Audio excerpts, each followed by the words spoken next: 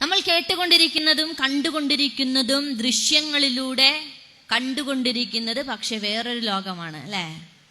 ഒരുമിച്ചിരിക്കുന്ന, അതുകൊണ്ട് ഞങ്ങൾക്കിടയിൽ ഒന്നുമില്ല, ഞങ്ങൾ ഒരു സഹോദരനെ പോലെയാണെന്ന് പ്രഖ്യാപിച്ചുകൊണ്ടുള്ള മനോഹരമായ യാത്രക്കിടയിലാണ് മീ ടു എന്ന ക്യാമ്പയിൻ നമ്മുടെ മുമ്പിലേക്ക് എത്തുന്നത്. അവർ പറഞ്ഞുകൊണ്ടിരിക്കുന്നു, ഇതത്ര സുഖമുള്ള ഒരു ഏർപ്പാടല്ല. നിങ്ങൾ കണ്ടുകൊണ്ടിരിക്കുന്ന ഒരു തിരശീലയ്ക്ക് അപ്പുറത്ത് നിന്നും നിങ്ങൾ കണ്ടുകൊണ്ടിരിക്കുന്ന മനോഹരമായ ആവിഷ്കാരങ്ങളും അനുഭവങ്ങളും, സ്ത്രീ സമത്വവും സ്ത്രീ സ്വാതന്ത്ര്യവും ചങ്ക് ബ്രോവും ചങ്ക് സിസ്സുമല്ല പിറകിൽ നടന്നുകൊണ്ടിരിക്കുന്നത്. അവിടെ നടന്നുകൊണ്ടിരിക്കുന്നത് രാത്രിയിൽ തൻ്റെ റൂമിലെ ബെല്ല് നിർത്താതെ അമർത്തിക്കൊണ്ടിരിക്കുന്ന ഒരു പ്രൊഡ്യൂസറിനെ കുറിച്ച്, തന്നെ കയറി പിടിക്കാൻ ശ്രമിക്കുമ്പോൾ ഓടി വേറൊരു റൂമിൽ ചെന്ന് എന്നെ ഒന്ന് രക്ഷിക്കണമെന്ന് പറയുന്ന, നമ്മുടെ മുമ്പിൽ നല്ല ബുള്ളറ്റും ബൈക്കും എടുത്തെടുക്ക പപ്പിച്ചു കളിക്കുന്ന നടിയാണ് പറയുന്നത് എന്നെ ഒന്ന് രക്ഷിക്കൂ എന്ന്. അണിയറയിൽ നടന്നുകൊണ്ടിരിക്കുന്നത് അത്ര നല്ല സുഖമുള്ള, കേൾക്കുവാൻ രസമുള്ള സംഭവങ്ങളല്ല എന്ന് വ്യക്തം. പക്ഷെ ഇത് നമ്മൾ പറയാൻ പാടില്ല എന്നാണ്. നിങ്ങൾ ബ്രദറിനെ പോലെയാണെന്ന് നിങ്ങൾ പറയുന്നത്, അദ്ദേഹം എൻ്റെ സഹോദരനെ പോലെയാണെന്ന്, അങ്ങനെ ഒരു പോലെ ഇസ്ലാമിൽ ഇല്ല. സഹോദരനും സഹോദരിയും എന്നത് മാത്രമേ ഉള്ളൂ. അവിടെ ഒരു പോലെ എന്നൊരു പദം ഇല്ല എന്ന് വിശുദ്ധ ഖുർആൻ വളരെ വ്യക്തമാക്കി നമ്മളോട് പറയുന്നുണ്ട്.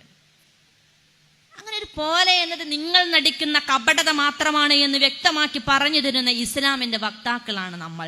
നീ എങ്ങനെ നടക്കണം, നീ എങ്ങനെ ചിരിക്കണം, നീ എന്ത് ധരിക്കണം, നീ എന്ത് തിന്നണം കുടിക്കണം എന്നത് കൃത്യമായി പറഞ്ഞു തരുന്ന ഇസ്ലാമിന്റെ അടിയാളുകളാണ് നമ്മൾ. അതുകൊണ്ട് അഭിമാനത്തോട് നമുക്ക് പറയുവാൻ സാധിക്കും, അങ്ങനെ ഒരു പോലെയില്ല. കസിൻസ്, എൻ്റെ ബ്രദർ അല്ല, അതുപോലെ അല്ല അല്ലേ? അല്ലാഹു സുബ്ഹാനഹു വ തആല പ്രവാചകൻ നബി സല്ലല്ലാഹു അലൈഹി വസല്ലമയോട് സെയ്ദ് എന്ന് പറയുന്ന തന്റെ ദത്തുപുത്രന്റെ ഭാര്യയായ സൈനബിനെ നീ വിവാഹം കഴിക്കണമെന്ന് പറയുമ്പോൾ പ്രവാചകൻ നബി സല്ലല്ലാഹു അലൈഹി വസല്ലമ ആകെ അസ്വസ്ഥനാവുന്നുണ്ട്, വല്ലാതെ പ്രയാസപ്പെടുന്നുണ്ട്. എങ്ങനെയാണ് എൻ്റെ മകനെ പോലെ ഞാൻ കരുതിയ സെയ്ദിന്റെ ഭാര്യയെ സൈനബിനെ ഞാൻ എങ്ങനെയാണ് വിവാഹം ചെയ്യുക എന്ന പ്രവാചകൻ നബി സല്ലല്ലാഹു അലൈഹി വസല്ലമയുടെ ചോദ്യത്തിന് മുമ്പിൽ അള്ളാഹു നൽകുന്ന താക്കീത്, പോലെ എന്നൊന്നില്ല, അത് നിന്റെ മകനല്ല, ദത്തുപുത്രൻ മാത്രമാണ്.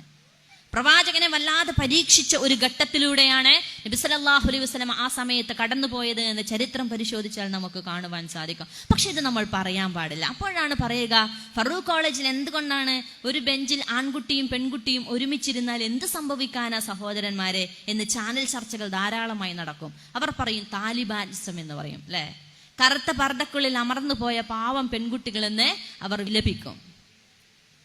എന്തുകൊണ്ടാണ് ഈ പുരുഷന്മാർ ഇങ്ങനെയായിപ്പോയത്, മുസ്ലിം പുരുഷന്മാർ ഇങ്ങനെയായിപ്പോയതെന്ന് അവർ പറഞ്ഞുകൊണ്ടേയിരിക്കും. പക്ഷെ നമുക്ക് പറയുവാൻ സാധിക്കണം, അള്ളാഹുവും അവന്റെ പ്രവാചകനും നമുക്ക് മുമ്പിൽ പഠിപ്പിച്ചു തന്ന സദാചാരത്തിന്റെ അതിർവരമ്പുകളും വേലിക്കെട്ടുകളും നമ്മെ പിടിച്ചു മുറുക്കുവാൻ വേണ്ടിയുള്ളതല്ല, മറിച്ച് മനോഹരമായ ഒരു ജീവിതത്തെ ആവിഷ്കരിക്കുവാൻ വേണ്ടിയുള്ളതാണ്. വളരെ മനോഹരമായ ഒരു ജീവിതത്തെ ആവിഷ്കരിക്കുവാൻ വേണ്ടി മാത്രമുള്ളതാണ് ഇസ്ലാമിന്റെ സദാചാര ഹുദൂദുകൾ പരിധികൾ എന്ന് നമുക്ക് പറയുവാൻ സാധിക്കണം അല്ലെ? അങ്ങനെ ആയിരുന്നില്ല എങ്കിൽ ഒരിക്കലും നമ്മൾ കേൾക്കേണ്ടി വരുമായിരുന്നില്ലല്ലോ അല്ലെ? പ്രമുഖ നടികളും നടന്മാരും അടക്കം പരസ്പരം ആരോപണവും കരയലും പിഴിച്ചിലുമായിക്കൊണ്ട് വാർത്താ ചാനലുകളിൽ ഇങ്ങനെ ഒന്നും നമ്മൾ കേൾക്കേണ്ടി വരുമായിരുന്നില്ലല്ലോ. അല്ലാഹു സുബ്ഹാനഹു വ തആല വിശുദ്ധ ഖുർആനിൽ വ്യക്തമായി പറയുന്നുണ്ട്, വമാലി മുഅ്മിനിൻ വലാ മുഅ്മിനത്തിൻ ഖലല്ലാഹു വറസൂലുഹു അംറൻ അൻ യകൂന ലഹുമുൽ ഖൈറതു ഫീ അംരിഹി. അള്ളാഹും അവന്റെ പ്രവാചകനും ഒരു കാര്യം വിധിച്ചതിന് ശേഷം വിധിച്ചാൽ പിന്നീട് സത്യവിശ്വാസിനിക്കോ അതിൽ ഒരു അതൃപ്തിയോ മറിച്ചൊരു തീരുമാനമെടുക്കുവാനോ അവകാശമില്ല എന്ന് അള്ളാഹു സുബ്ഹാനഹു വ തആല നമ്മളോട് പറയാണ്. അള്ളാഹു ഒരു കാര്യം തീരുമാനിച്ചാൽ പിന്നെ നിങ്ങൾക്കത് സ്വീകരിക്കുക എന്നത് മാത്രമേ ഉള്ളൂ. അവിടെ എന്തില്ല, ചോയ്സ് ഇല്ല. നിങ്ങളത് തീരുമാനിച്ചു കഴിഞ്ഞാൽ നിങ്ങളത് ഏറ്റെടുക്കുക എന്നത് മാത്രമാണ് ഇസ്ലാമിൽ ഉള്ളത് എന്ന് പറയുമ്പോൾ നമുക്ക് കുറച്ച് ഇടങ്ങേറ് തോന്നും അല്ലേ?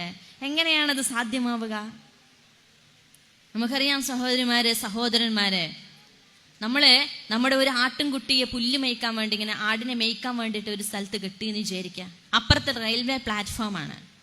നമ്മൾ എന്ത് ചെയ്യും?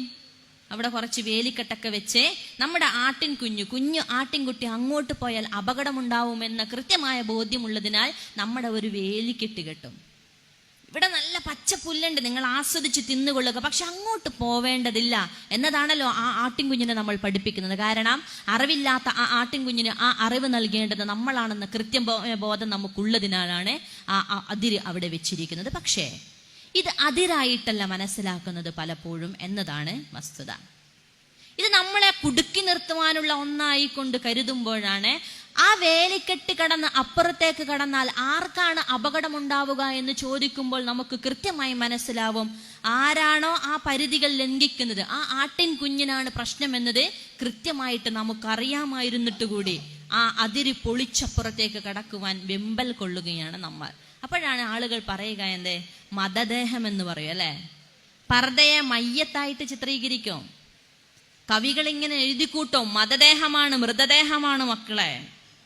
സാറാ ജോസഫിനെ പോലെയുള്ള എഴുത്തുകാരികൾ ഇങ്ങനെ പറഞ്ഞുകൊണ്ടിരിക്കും, കറുത്ത പർദ്ദ അവൾ തുന്നിക്കൊണ്ടേയിരിക്കുകയാണ് പാവം.